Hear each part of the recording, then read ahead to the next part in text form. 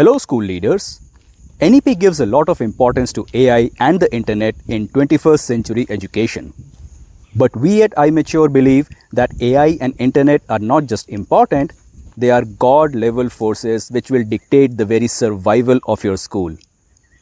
You cannot lead a school successfully without thoroughly understanding the combined effect of NEP plus AI plus internet. The 20 questions of this toughest exam for Indian schools will test your clarity and prepare you to lead the inevitable transformation of your school. Let's try to answer question number 7. If you truly want to recognize, identify and foster the unique capabilities of each of your students, what system would you create or adopt in your school? Let's accept the reality that this recognizing, identifying and fostering of the unique capabilities of each of the students is not happening in any of the schools. Maybe a few rare exceptions, but I can safely generalize that it is not happening. Not because the school leaders do not want it to happen. It's because of that 20th century education system they are running in their schools. It is a factory model of education designed for bulk manufacturing of graduates.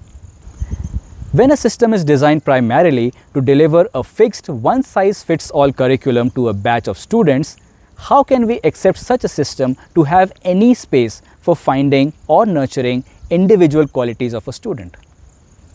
Some student is good at storytelling, someone draws beautiful sketches, someone is very articulate in a debate, someone writes nice poems, someone is good with animations, someone is always well dressed, someone is an excellent event manager, someone is a good critical thinker, some student writes nice blog articles, someone creates great YouTube videos.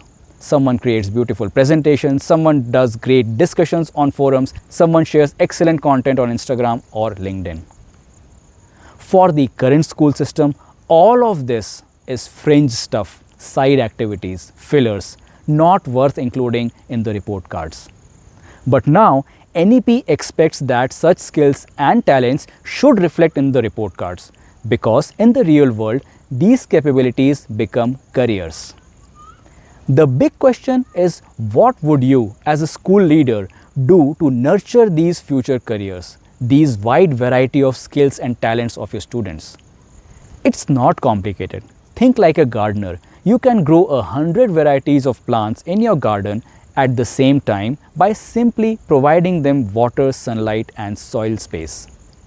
The capabilities within us and our children are like seeds. The most essential thing you need to give them is time and space, and they will grow automatically. Fortunately, the first critical step in this direction has been taken by the NEP. I am reading from the page number 12. Reduce curriculum content to enhance essential learning and critical thinking.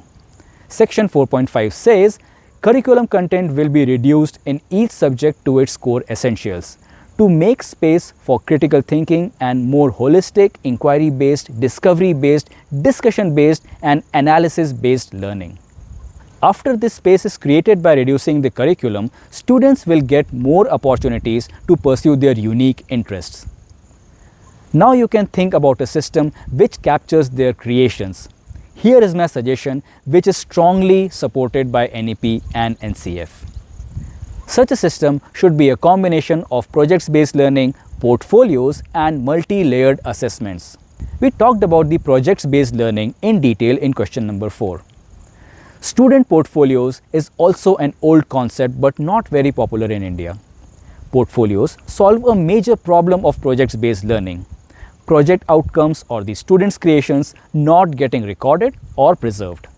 The modern form of a student portfolio is basically a digital platform where students can upload their project, presentations, demos in the form of photos, videos, descriptions, etc. Thus, it becomes a living document which tells the growth story of the student. Anything and everything which is a proof of learning or a proof of talent, photos, videos, writings, drawings, etc. coming out of any project or any performance by the student deserves to be a part of his or her portfolio. The simplest way for the student to build a digital portfolio is blog. Students can write detailed text, add photos, embed videos easily into a blog post. Teachers and other students can easily add comments to every blog post. Multi-layered assessments is pure common sense. But since it has occurred to me, I think it's a genius idea. Thank you. It's inspired from the talent shows where one dance performance is assessed by multiple judges for multiple aspects. Choice of song, choreography, body movement, selection of dress, facial expressions, etc. Similarly, teachers of different subjects and skills can assess all aspects of one project work across the full project life cycle from ideation to presentation and demonstration. For example, a student builds a model of an electric car for his project. The art teacher can assess the artwork done to build the car. The science teacher can assess the understanding of the physics of electric motors involved, while the language teacher can assess the language skills of the child while demonstrating the car. And one teacher who is well versed with the design thinking process can assess the efforts put by the student at every stage of the project. Another example, a student gives a speech on saving the rivers of India.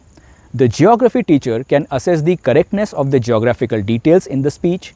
The English teacher can assess the grammar and pronunciation in the speech. Another teacher can assess the confidence and the body language of the student.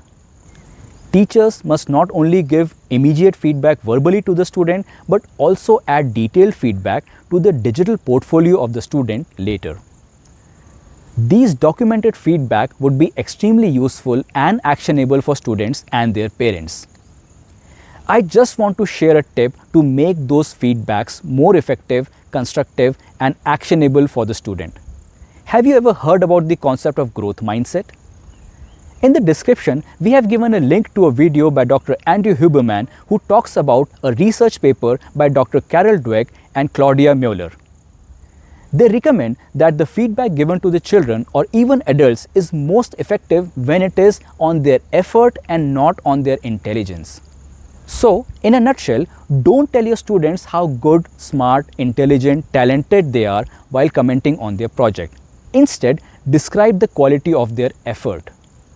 For example, you worked really hard on this, or you went into great detail there, or you practiced very well, etc.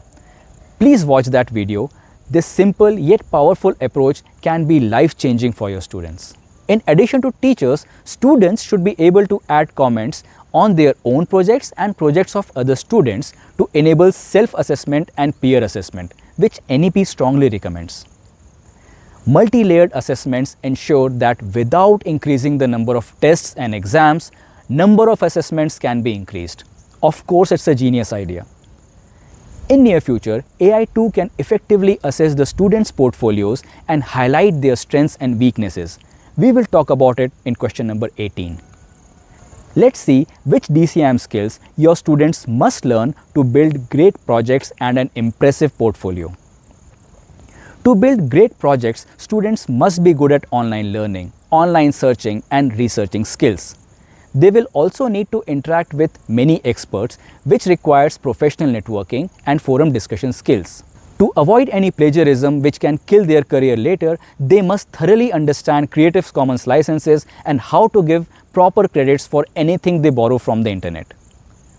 To build a great portfolio, students must learn advanced level of blog writing skills and content creation and sharing skills.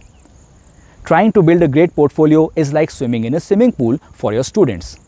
It's a practice to swim in the ocean called internet in future.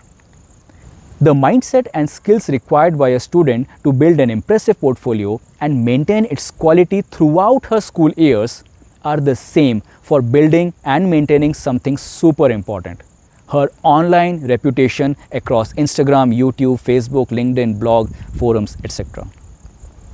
Just to remind you, both online learning and online reputation skills are critical for the AI readiness of your students, which we have already discussed in question number 3.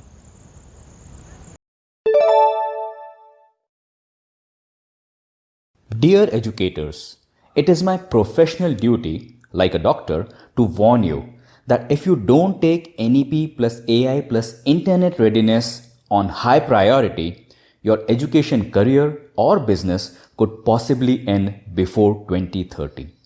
You are most welcome to discuss your action plan with me.